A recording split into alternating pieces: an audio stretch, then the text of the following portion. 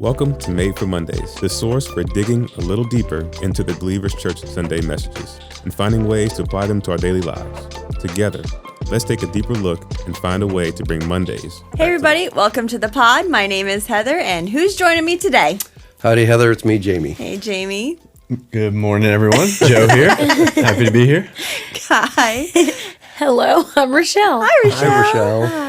All right, Jamie, how you feeling today? About the same as yesterday. Okay. Oh, really? Yeah. Well, You hide it pretty well. Yeah. Thanks. You did on stage, and when you walked in this morning, I was like, oh, you must be feeling better. Yeah. I slept okay last night, which was a nice change over the previous few nights. So, okay. Yeah. Yeah. I probably look a little perkier You today. sound a little like deeper. It's definitely, I don't know, yeah, chesty, kind a little of chesty. Yeah. So I'm going to start on Mucinex today. Okay. See if that helps. Just moving down Yeah, the I line. started with Sudafed. Now I'm going to go to Mucinex. Yeah. See how that does. All right, And that sounds good. You really push through. Yeah. Like, when I Yeah. don't feel well, it's not good. Well, I As did a not man. have a fever. So Friday, Saturday, I had a fever. So this is what did I do this Yeah. weekend? Absolutely nothing. Right. So Yeah. I was pretty much, and it wasn't even a high fever, but I was immobilized and and you were trying to lay low. I was so trying that to you lay could low, be prepared but for the Sunday. fever kind of went away. Like it started Thursday evening, the fever, and then Friday was probably my worst day. Saturday was a little bit better than Friday. But then, yesterday, so I didn't have a fever, but I don't sound great. And I have it, when I start coughing, I can't stop. So, I don't cough all the time, but Yeah. it's bad. Well, here's to hoping. Yeah, Yeah. so Doesn't like happen yesterday So for if you start Invest, coughing and I didn't leave. cough at all. And then I walked off stage when I was all done, and I went into like this massive coughing fit for 5 minutes. Yeah. Well, that's great. Yeah, that it was you, perfect timing. Yeah, so it was really great. During, that's Yeah. awesome. Yeah. Yeah. All right. Well, did you guys do anything fun this weekend? Yeah. We so we're in no spend January. Yeah. Not really my forte. I don't do a whole lot, but I knew I was going to get to this point come the end of January. Like Yeah. I just got to get out of the house, so I preemptively bought her a gift card for like a date night place we've never been in December for Christmas. So we used that. It was the Nice. Beachside Social Shuffleboard. Yes. It was cool. Yeah, really it's cool. super fun. Yeah, it is. It Yeah. is. I thought food was good. Shuffleboard's a little harder than I imagined. Oh, yeah. But I didn't win any of the games. That's a problem for me, but it's still fun. Did you throw a fit? No, I'm getting older. It's not as bad as it used to be, Okay. but I didn't enjoy losing. Did you pout? No, that's my wife does. Okay. She does not like losing. Yeah. And it's a thing. Yeah. Yeah. All right. Yeah. What'd you do, Michelle? So Friday, I went to a water aerobics class at the Y, which was so fun. I was by far the youngest person in there. I was going to say, my mother-in-law loves some water aerobics. It's the best. Yeah. Yeah. Everyone is so sweet. And they're just Yeah. like, hey, what's your name? Low impact? Yes. Great. Yeah. Yeah. That was really fun. And then we also did a gift card date night. We got gifted a date night for Christmas, and we went to Fin and Tonic. Oh, and it fun. was really fun because neither of us are drinking. So they did really good mocktails for Yeah. us. And I had like a special diet and all kinds of things going on with eating, but they were so accommodating. great. It was just such a great experience. Did you go in the speakeasy there? Yes. Or yes. Yeah, we did the speakeasy. It's a So cool experience. fun. yeah, it was. I've been there before, but it was Jerry's first time, so he was like, "What?" It's like behind a wall. Yeah. It was so cool. Yeah. So that was a good experience. And then on Saturday, I went with my husband because that's what you do to a card show. And I have to say, you guys, it was so awesome. There So was where was like it? Which one? it was at the Field House in Virginia Beach. It's like sports cards. Okay. They also have like Pokemon stuff, Yeah, I but it saw was that like one. it felt like majority sports cards, but that's what he's into. Mm-hmm. And there were so many people there. I was like, this is like a whole thing. Yeah. It was packed, just like shoulder to shoulder, and we had such a great time. It was Wow. just really cool seeing everybody. Did you get into card collecting? Oh no! Okay. I was like, babe, this was such a good experience to do one time with you. I'll let you do this with your boys, but I can be helpful and like sorting. So he would like Right. tell me, I'm looking for someone from this team, and I would get a pile and Okay. sort through. So that was fun. And they do have also other antique things there. So that was cool, like old books and magazine articles, and I'm Yeah. a theater girl, so that was really fun to Yeah. see that That's stuff. Yeah. It was a fun Good. weekend. That's awesome. We did not do much this weekend. We got together with some friends on Friday night and played some games. We were laughing because we were talking about going down to play shuffleboard, and we were like, that would have been hilarious would have if been we funny. came in and saw these guys down there playing. But yeah, then we were like, we'll just stay in. My husband he's dealing with some, like, he's in a boot right now, and he was like, I don't know if I'll be able to play for that long down there, so we just stayed in, played games. Yeah. And then Saturday, we just kind of laid low, did errands and grocery shopping, and which I typically hate doing on a Saturday. It's one Yes. of the things that I like about having Fridays off is I'm like, we'll get that stuff done on So Friday. your weekend can be your weekend. So yeah, Saturday I don't have to deal with like everybody crowd, else yeah. who's doing that, but it just ended up that we had to do that stuff on Saturday. So that's what we did on Saturday. And then my girls were out of town, so that meant Spencer was by himself, so he ended up hanging out with us. Yeah. And Yeah. yeah, so that was good.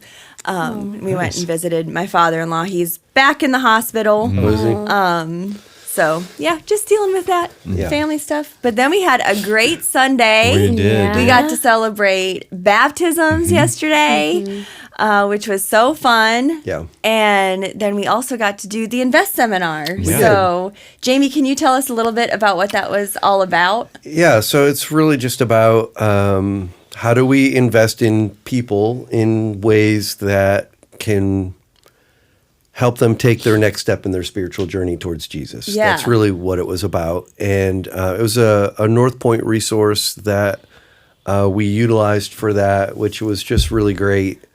And yeah, I thought it was a fun night. Got some good feedback, and yeah, I thought it was good. Yeah. It was what I hoped it would be.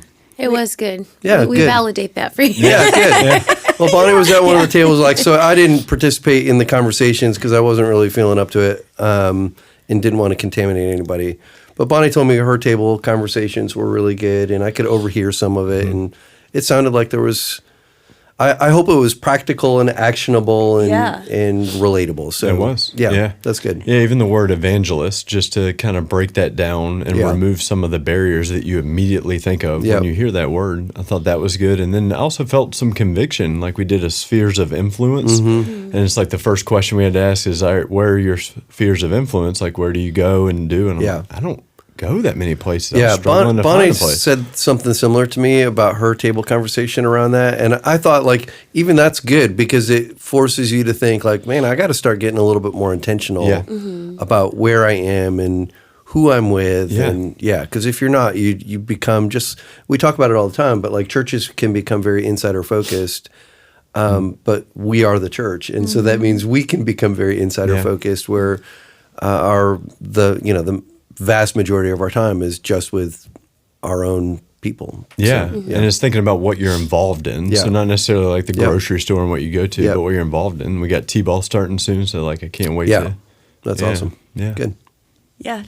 Any Yeah. conversations at your table, Shell, that stood out to you? Yeah, that so we had a table of a lot of students, which Oh, was nice. really Oh, cool, cool. to have their perspective. Some were in public school, some homeschooled, and that was one of the things that came up too. Was my circle, what is it? And so it was really great. Pastor Doug was also there, and he encouraged our students to pray for God to send those people into that's their good. lives that they could be investing in. And it was just great. One of my big takeaways, and I think our whole tables, was we got a great plan for being in it for the long haul Yeah. with when you're investing in someone coming to know Jesus. And Yeah. it was really it was so cool to see students just Yeah. be excited and lit up about ideas of how to do that. Yeah. I love that.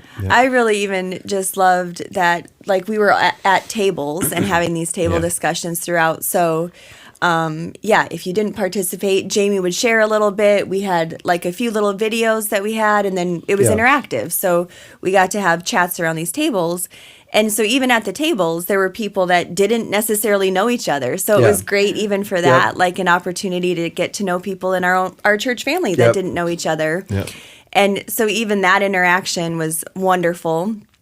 And the few people that were at my table, like just hearing them share their stories with one another and how different their perspectives were, it felt like yeah, it was just really cool to be able to hear them be able to take like ideas that they were like, oh, I'm going to do this at my job because you're doing that, or I'm going to do this when I go to like this other organization that I'm involved in because that person is having success sharing their story that way, and in their family and just things like that. So it was just a really neat opportunity to see that we all have ideas to like share with each other. Yep. So yeah, was good. It was a good turnout such too. a fun event. Yeah, I thought it was really good. Given that Jamie scheduled it on conference championship weekend. We scheduled that thing months ago, and it was not on my radar. I didn't either. Yeah. Well, and it's one of those things. I mean, I think it's part of that is like there's always something. There's right? always There's something. always Always something that something. you're gonna like compete with. And I hope that anyone who was a Commanders fan who skipped the seminar so that they could watch their don't team. do this. Oh, man. Don't do this. He's going there. Yeah. What a miserable night you had. He's doubling down. the biggest Made me Jesus juke of all time. Shame on you. I mean, 55 Jamie points. Stewart. Wow, what the world? Sorry about that. No, you're not. Not really. Oh, poor Debbie. Yeah, right? She's going to have her face Goodness painted like a gracious. Eagles fan Eagles today. fan, I know. She makes bets with With David. David. Yeah. Can't wait to see that. All right. Well, we are continuing our Bible reading challenge, and yeah. you mentioned it yesterday too in your message. Or no, last night you were talking about it. Yeah. So yeah, anything stood out to you this past week? We've been hanging out in Luke mostly. Yeah, so this morning was Luke 20, and I was just kind of struck so I can't remember who it was that talked about this, but like we often don't think of Jesus in terms of just like he's not only is he like God in the flesh and he does all these things, but he's also like the smartest person. Yeah. And it really kind of shined today. So in Luke 20 he tells the story of the farmer. I'm trying to remember what that parable is titled. Parable of the evil farmers. And so the guy leaves and he's having trying to get his share of the crops, and so he sends one of his representatives, and then he sends another one. They beat him up, and then he sends his son, and they take him and kill him. And as Jesus is telling the story, and he says, so what is the owner of the farm going to do? And they say what they think he's going to do. But then the religious leaders realize that he's telling the story about them. They're the evil farmers. And the crazy thing is, it says in verse 29 or 19, the teachers of religious law and the leading priests wanted to arrest Jesus immediately because they realized he was telling the story against them. And so what they want to do is exactly what Jesus just got done saying in the story that they would do. Yeah. They realize it's about them, and yet they fulfill the actual story that Jesus is telling, which is just kind of amazing. And then the very next conversation is about the taxes for Caesar, and they send spies to try to get some dirt on Jesus. Should we pay taxes to Caesar or not? And he does the brilliant thing of pull out the coin, whose name was on it, render to Caesar what Caesar's, to God what is God's. So like both of those times, like he's just so much smarter than the people he is interacting with, and is like at the end of the tax one, they're like, we're not even going to try anymore because we can't get anything over on this guy. You can't trick him. Yeah. So I don't know, just the irony of like the fulfillment of the story as he's telling the story was just kind of mind blowing to me. Yeah. So I'm really getting into this reading challenge we have this year here of late, and I'm really liking the Psalms. So I think we're through Psalm 10 now, and a couple things that have been really cool about this. One, when I've read the Psalms in the past, they do a good job meeting you kind of right where you're at. But it's been cool to kind of go back to 1st and 2nd Samuel and read through some of the details of David's life and then read the Psalms. But then it's also cool that we're still in the New Testament, the Gospels, like we were last year, so seeing the examples played out. But one thing that has stood out to me so far is the Psalms seem like they flow together pretty nicely, but each Psalm has an attribute of God that like you can spend time being thankful for. And it goes kind of beyond the things that we're thankful for every day, his kindness and goodness and love. And I was sharing with Rochelle in one of the Psalms, I think chapter 4, that it was about we can be thankful for his justice and the timing of his justice. And that's really good because it helps us continue to love even when we're hurt by someone. Yeah. And just reminding, that his timing is always there and he's a just God. Yeah. It's good. Yeah. For sure. Good. Something that has been sticking out to me in the reading challenge this week is the beauty of being on the same page, literally and figuratively. Yeah. But so yesterday after service, we were going down for a nap, me and the boys, and I was like, hey, what did you guys talk about in church today? And Ty goes, it starts with a Z. And I was like, Zacchaeus? And he was like, yeah. And then he tells the most beautiful rendition of the story of Zacchaeus. And he's like, yeah, he really wanted to see Jesus and he had to get close, but he couldn't. And he came to his house and then he gave back all the money and he was a good guy. And it was just like so cool to see like us learning that and then our kids learning that and being so excited. And then Kai chimes in and he's like, Zacchaeus also climbed a tree, Mom. And it was just like so sweet. And then we got to the Invest seminar and Jamie had mentioned the Bible reading plan. Yeah. And our students at the table were so lit up. They were like, Oh, really? we studied that in awesome. Next Gen today. And just seeing how when we're all together, like God's able to kind of speak to us That's in so a cool. different, unified way. And so just another Yeah. plug for making Right. sure that That's you're great. investing in that and reading along with each So other. good. I love that. Yeah. You do That's so such a good awesome. job with your kids too. Oh man! Hey, Next Gen is a great support. Shout out to them. Right. Us, we just Yeah. do it together. So good. That's So good. Yeah. Well, yeah, so let's just move into yesterday's message. So good. It's part of our Here for Good series. We're in week 4. Yep. 1 week to go. And 1 week to go. So this week we got to talk about all things local outreach. And Jamie, I loved how you opened up the message because you talked about Mr. and Mrs. Card. personal story, Mr. and Mrs. Card.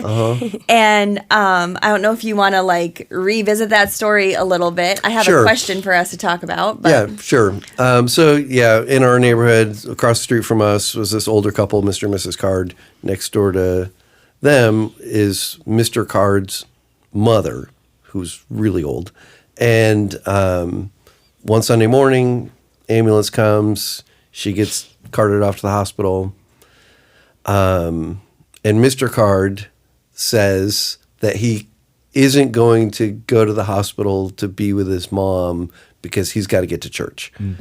And my parents were struck by how ridiculous that was. And, and I pointed out in the message, like church is the place where you learn about caring for people. And even Jesus, while he's on the cross, made a effort to ensure that his mother was cared for after his departure. And here's this guy who's going to learn about that while abandoning his mom in a bad situation. And I don't recall exactly. I do know before we moved away from that home, and I was in middle school. That was after my parents split up. But I'm not positive she ever did come home from the hospital. I think someone else ended up living in that house. There was a family there when we moved away.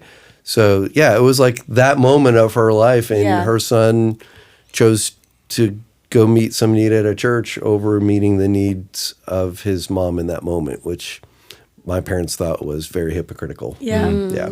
And your parents, like you've talked about before, like you weren't a church kid, so that spoke volumes to your family. Yeah. Just like their view of church and of Jesus and what that looked like.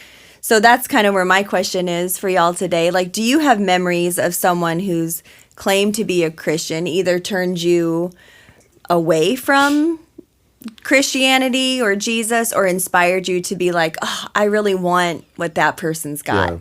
Yeah. Yeah, I'll say this first, a little tongue in cheek here, because I'm not sure the actual answer. But Jamie, yesterday might have been a top 5 message. Wow, it was a great message. But for this question, I don't know that I'll answer it exactly correctly. But the person that came to mind is my buddy, probably my longest standing friend, way back all the way back to high school. But is the friend that brought me to Believers. And so thinking about, bringing you closer to God or further away, it was a little of both. We've had some hurt, like once we got into adulthood, some things we had to walk through, some seasons where we didn't talk, and it was on both sides, mistakes from him and myself. But yeah, ultimately, we're still friends today, relationship's so good, and now I can look back and it's not someone that, at the end of the day, turned me away. It is someone I can look back and say, man, that was my first invite that got me to Believers. Yeah. Wow. That's amazing. I think for me, so I grew up in the church and was there like 5 days a week. So I thankfully had both in the church where I was constantly seeing like my family and like our volunteers and staff serving others, and that was like my main idea of Christianity. But then in the same token, I never heard what I like to call non-maybe preaching, and that was there was so much messaging that was like, this is what the thing is, this is what you need to do, this is what you need to believe. And it wasn't until it was like 2010, I went as an adult to an Episcopalian church, and I heard for the first time someone preach where they were like, maybe God is saying this to you, or maybe he's saying this to you. I was like, what? Like, Jesus can tell me that, not you. And it was just like, it blew my mind that God could meet me where I was with what I was experiencing in Scripture. And I think that was like a big thing that had pushed me away from faith going in it, because I was like, that's not landing with me, or that's not where I am, or that's not like how I'm seeing this or experiencing it. But once I was able to be around a faith system and teaching that was really saying like, it's about the Holy Spirit being a part of it and guiding what you're learning and reading, that was a big change. So it was interesting. This question was interesting for me because it was like, well, it was people in the church that pulled me away from it, but also people in the church that pulled me towards Jesus. So But I think both of you sharing that. I think, isn't that true of all of us? Like, I'm sure I've done things that have pushed people further away, and I've done things that have moved people closer. And no one's one dimensional. Right. Yeah. Yeah. I think. I grew up like in the church too. My dad was a pastor, and like I have experiences probably similar to that, Rochelle, and I think like even my home life kind of speaks to that a bit. But then I also so I related to the Mr. Card story, but I also super related to your story of in high school when your friend said like, you're a hypocrite. Right.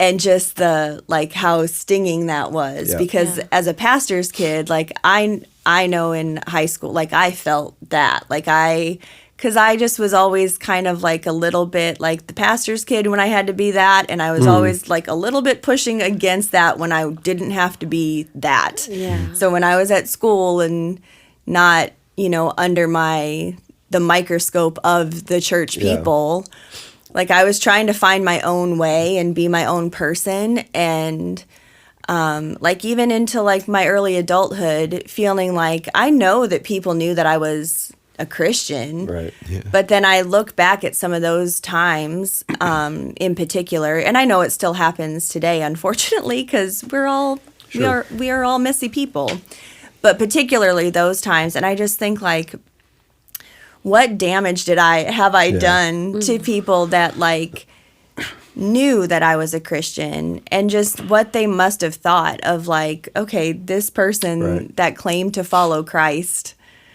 certainly wasn't like making choices that would align with That that reflected belief that, system. And that like breaks my heart, and I want to like go back and find those people and like apologize and be Yeah. like, I'm so sorry I represented Jesus so terribly. Yeah. So yeah, I think that's just one of those things, like as we think about that, and you know, thank God for grace, right? Yeah. Like Yeah. For sure. and that we can, I pray that in my parenting all the time, like, Yep. oh, just cover all the spaces the gaps that I'm Yep. making, and hopefully like someone else has come along in that and like covered up my mistakes. But Yep. yeah, so thank you for sharing those stories. You then kind of moved us into, and you shared this quote from Tyler Stanton. Yeah.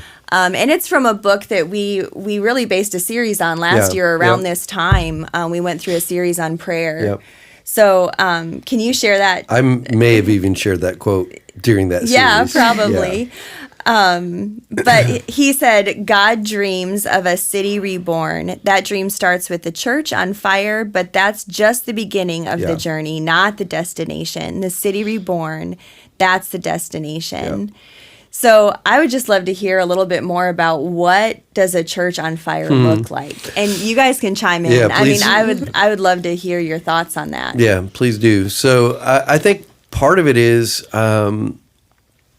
Rochelle just talked about, you know, the importance of the Holy Spirit in the life of the believer. And in Acts chapter 2, when the Holy Spirit first comes upon the followers of Jesus, the representation of it is fire that rested on each of the followers of Jesus. And so a church on fire in many ways is a group of people who are deeply committed to and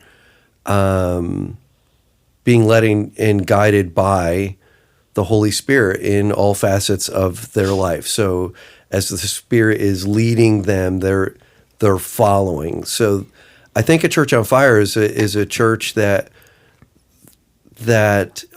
is very sensitive to what the Holy Spirit is leading them to do, and they're empowered in what they're doing, and so they're doing ministry and doing life, and like we talked about yesterday, serving people, empowered by the Spirit, led by the Spirit, and when that is happening, there's vitality and vibrancy. And that's what you see like in those early descriptions of the church in Acts chapter 2 and 3 and 4 and 10. You go through there and you see a church that is really on fire. There's a vibrancy, there's a commitment.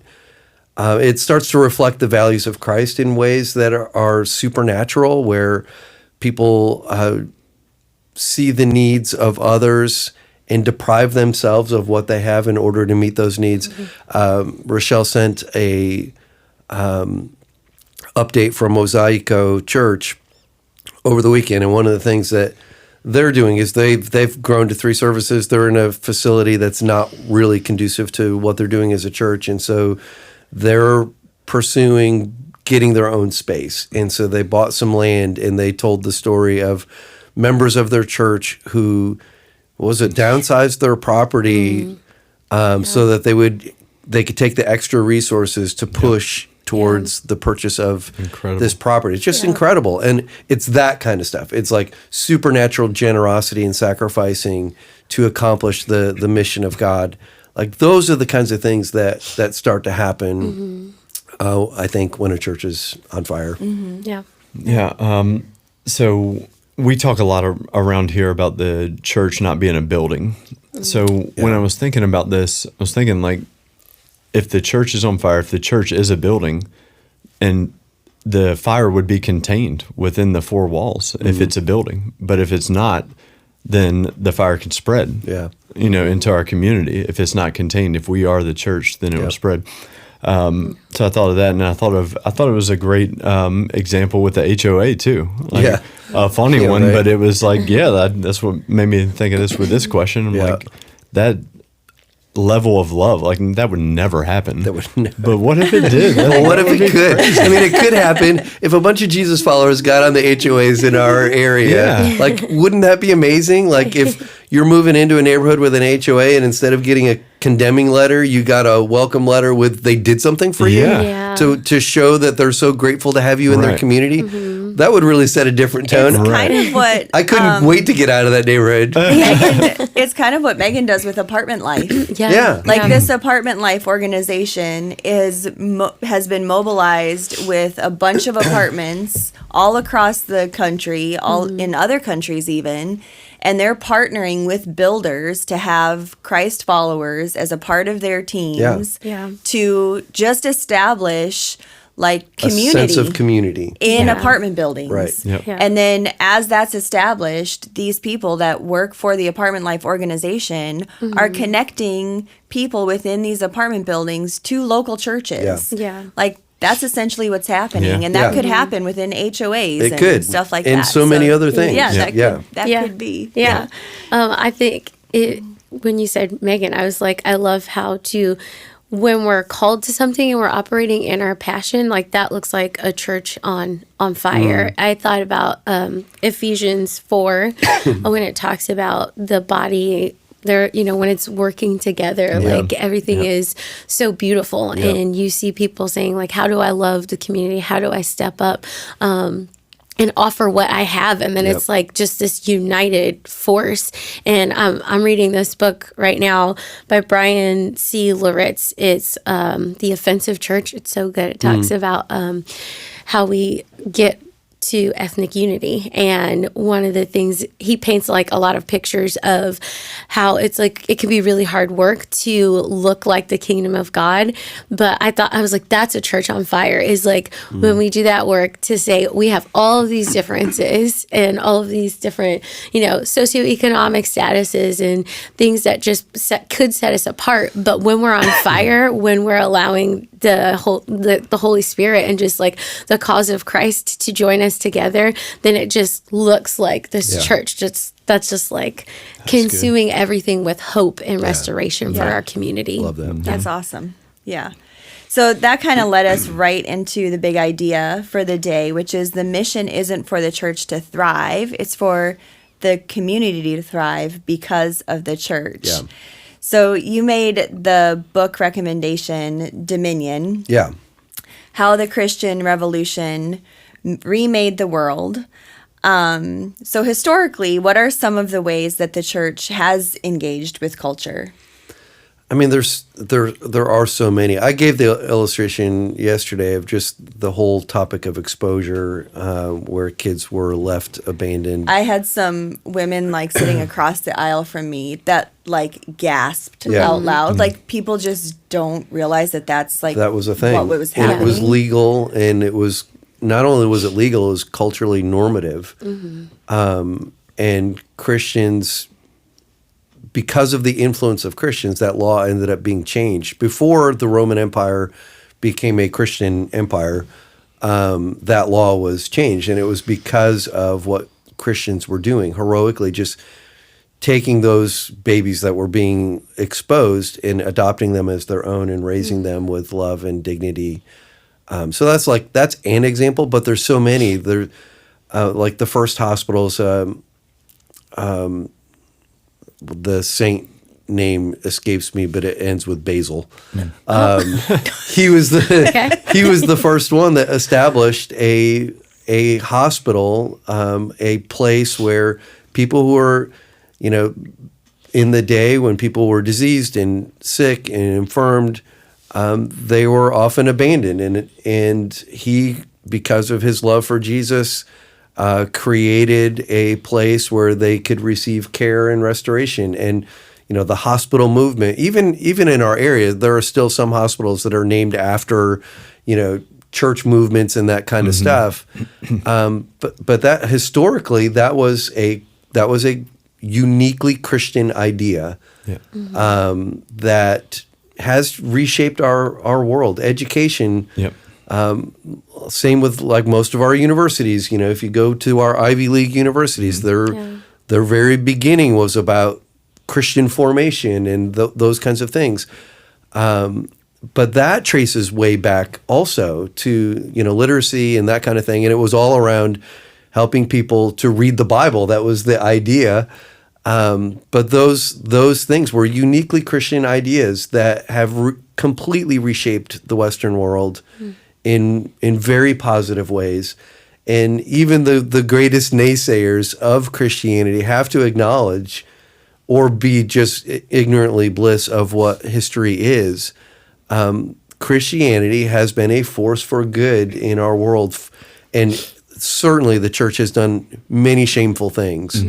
And there's no excuse for that. And it's not like these good things outweigh these bad things. The bad things are bad, but it doesn't take away from the good things that were good. And even abolition was talked about loudly by Christians first, and it took a very long time, and a lot of Christians perverted it, particularly in the U.S., and made it seem Christian to enslave others. But the early abolitionists, the roots of it were Christians, and even the force of it when it finally started to turn tide was primarily Christian. So. And equality of women and children and all of that dating things. back to biblical times was Christian thought. Yes. Like that's where that came from. Yep. And I was talking to my brother after service, and he was saying how Dominion is, you were even saying in service, is a secular book. Right. And it's pretty heady. It's a pretty... it is. It's dense. Cerebral book. But he's been reading a book called The Air We Breathe, How We All Came to Believe in Freedom, Kindness, Progress, and Equality. Oh, wow. It's by Glenn Scrivener. And I think I'm saying that last name right. This is a Christian book. Okay. But he said it's in line with Dominion. Yeah. And it's a little bit easier to read. Yeah. It's a little bit of a quicker read. But he said it's very much like it's like a married book to that thought wise. So if Dominion feels too heavy for you to get through, this might be an easier one that kind of echoes the same sentiment. In Dominion, there's an entire chapter dedicated to the city of Lyon, France. Oh, wow. Which is pretty amazing because that's where Bonnie and I lived for 5 years. And there was a lot of Christian activity that was shaping Western world that happened right there. But I love the fact that Holland's not he's sympathetic to Christianity. He talks about that in the intro to the book. But to me, that's one of the intriguing. I love that there's another suggestion because Dominion's not for everyone, for sure. But I love that he doesn't have an agenda. Mm-hmm. He's not trying to make a case for what I believe. He's just saying this is what happened. Yeah. And I just think that's pretty remarkable. Yeah. So you said the church is designed to be an interdependent community where I need you to exercise your gifts and you need me to exercise mine. As we serve each other, Christ is formed in us. Yep. So how does putting that into practice shape us into people that love one another, who hate what is wrong and not who is wrong? Yeah. That's a tough question. Joey's got an answer. I do. Well, all right, buckle up. Response, not an answer. I was struggling with whether to share this. I hope it's not going to be a controversial take, but it's what's on my mind. Bring it. Yeah. So I would say my spiritual gift is building relationships and serving. I'm a helper by nature.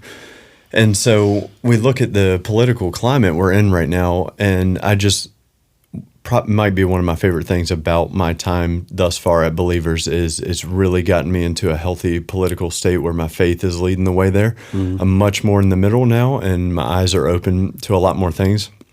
And so talking about loving or hating what is wrong and not who, I'm thinking about what we're going through right now with immigration. Yeah. And I'm really struggling with it, and I would lean conservative if I were to say anything, and I'm really struggling with this, and my eyes were opened in a moment of using my spiritual gift and going to Mosaico and hearing some of these stories. And they just, our government, they want to have a wedge. They want us to pick one side or the other on so many different issues.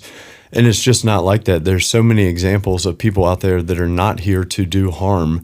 They're here for good. They're here to seek asylum. And and yeah, I learned, I really got my eyes open to that, to not hating who is behind it and being driven by hatred of certain people in Washington or something, but just the idea of what's happening right now. And it all came from a moment of servitude. Yeah. Yeah, I definitely think as we serve others, I know it's been true in my life, when I serve others, it causes me to, you can't help but you have to humble yourself, because you're serving others, and sometimes they're making choices or in a position where you're like, how did you even get here? And it causes you to, so that call to look more like Christ, to allow him to be formed in us, is like a stance we have to say, I don't get it. I love that you said that. I can't remember if it was in the message or in the... I think it was in the invest. Yeah, I don't know. I just don't know. I don't know. And being able, to take that posture where we can say, I'm here to learn, and I have to learn because I haven't walked in your shoes, but I'm going to serve you with the gifts that I do have. Right. And then you can see them more as a human who has had obstacles just like you had, and failures just like you had, and victories just like you had. But that service to each other, kind of peels back all those layers and allows us to just step into being, also horizontal in our faith, and not taking that vertical and letting it be horizontal with each other. Yeah, and Rochelle, you mentioned earlier that we all play a unique role in forming the body of Christ. I love that part of the message yesterday, to remind us that some of the examples in that passage we all need to strive to do. Well, sure. But also to use your specific gifts in a way that we can come together and be a church on fire. Yeah, Yeah. that's awesome. Yeah, Jamie, you had this really cool, just light illustration. Yeah. And our team did such They an did such awesome a great job job. of helping that come play out in service. Yeah. And we can't really describe it. So if you missed out on it, you'll have to go watch on our YouTube channel. My mother-in-law could not find her flashlight on her phone. It took forever. But it was great. And through it, you kind of were able to kind of quickly highlight some of our local partners. And I would just like to, in the last part of our pod today, just kind of talk about some of them. We had CAPS and Oasis and Her Shelter, and ICN and Mosaico. So if we want to talk about some of those things and how people can get involved with these partners and some stuff that's coming up, Rochelle, maybe you have some things specifically. But how can people be involved? What are we doing with them? What are they doing in our community? Yeah. Well, Jamie did a great job, but I'll let your voice rest for a second, because I do know a little bit about it. So one of the things I also love about our partners, and just what has gone into choosing who we are sharing that light with, spreading that light in our community with, is that they really work in conjunction with each other. So these first three, especially CAPS, Oasis, and Her Shelter, they're serving the marginalized community. So you have a lot of overlap where someone may be at CAPS looking for assistance to not be displaced from their home, and they're able to serve them in that way. And we give directly to these organizations. So CAPS in particular, we make sure that we're funding to be able to serve at least one family a month that's coming in and saying, hey, I need help, or I might lose my home, and then they're able to fund it.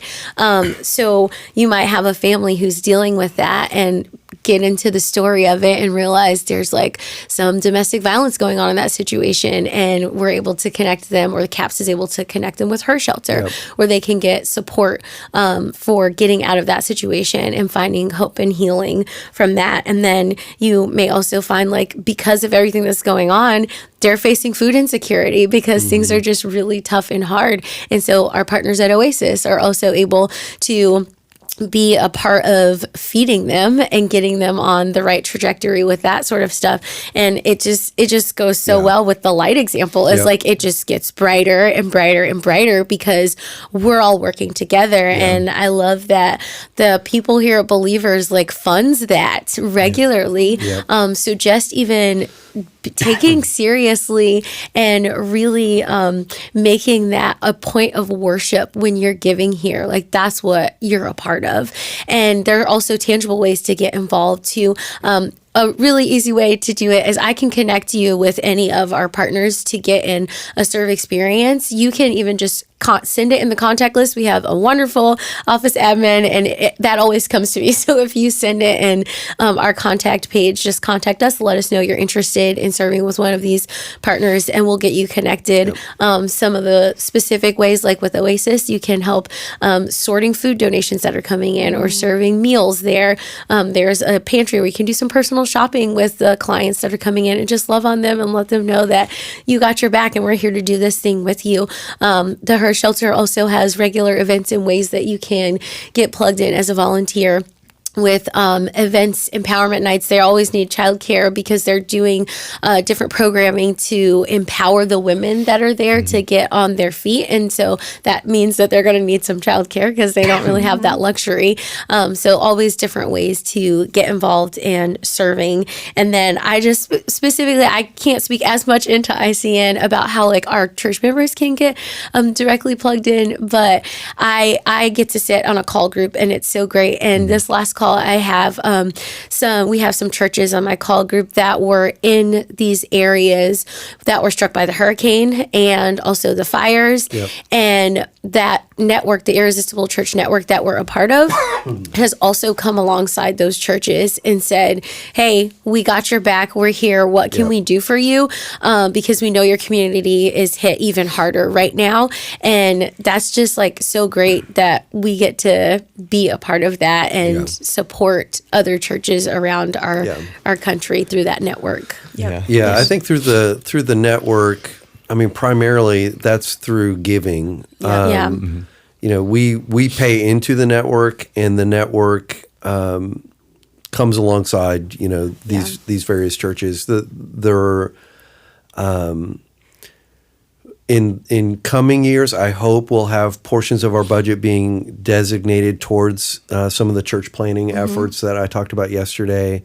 So yeah, I think, you know, designating your giving. I'm going to talk a little bit more about that this week coming up. Like, there's so many needs out there, and it can get so overwhelming that choosing to like narrow the focus of where you give and use those dollars to accomplish the most good is, like, to me, it's very freeing. It helps me to feel less overwhelmed by all the stuff that comes at us.